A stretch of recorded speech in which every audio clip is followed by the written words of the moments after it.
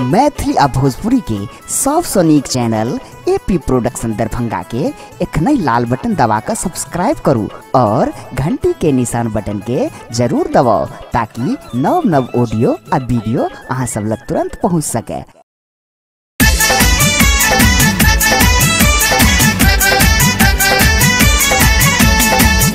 एखन अपने सब सुन रहल छी एपी प्रोडक्शन के प्रस्तुति।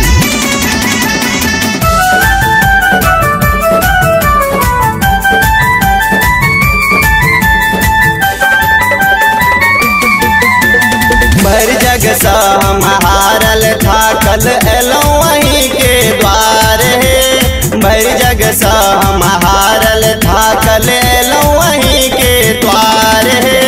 दर्शन दियो है महमाया खोलियो बजर के बार है। दर्शन दियो है महमाया खोलियो बजर के बार है। भर जग सा हारल थाकल एलौ वहीं के द्वार है। भर जग सा हारल थाकल एलौ वहीं के द्वार है। भर जग सा हारल थाकल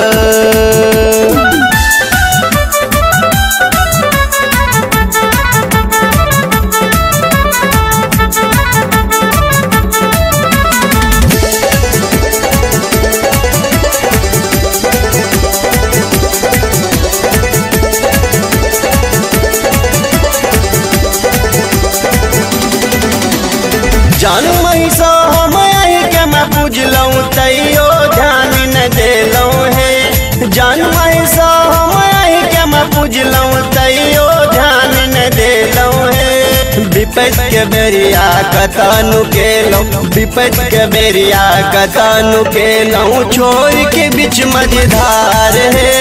विपत के बेरिया कतनु केलूँ छोड़ के बीच मझधार है। भर जग सा हारल थाकल एलौ वहीं के द्वार है। भर जग सा हारल थाकल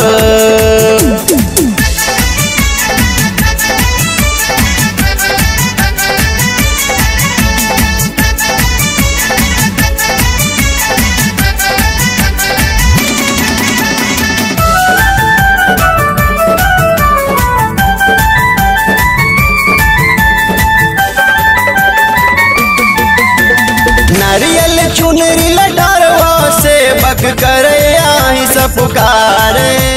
नारियल चुनरी लटारवा से बक करे आई सब पुकारे। दुखराब माँ सहलो न जैया दुखराब माँ सहलो न जैया झर आंसू के धारे। दुखराब माँ सहलो न जैया झर आंसू के धारे। भर जग सा हारल थाकल एलौ वहीं के द्वार है। भर जग सा हारल थाकल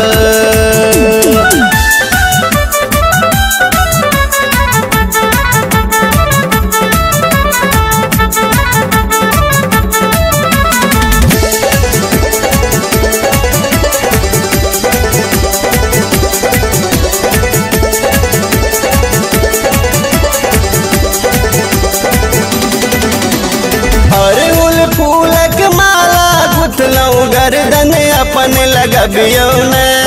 अरहुल फूलक माला गुथलौं गर्दन अपन लगबियो ने। फूलेश्वर अभिलाषी दरस के फूलेश्वर अभिलाषी दरस के करियो कनी उधार है। फूलेश्वर अभिलाषी दरस के करियो कनी उधार है। भर जग सा हारल थाकल एलौ वहीं के द्वार है। भर जग सा हारल थाकल एलौ वहीं के द्वार है। दर्शन दियो है महमाया खोलियो बजर के बार है। दर्शन दियो है महमाया खोलियो बजर के बार है। भर जग सा हारल थाकल एलौ वहीं के द्वार है। भर जग सा हारल थाकल एलौ वहीं के द्वार है। भर जग सा हम हारल थाकल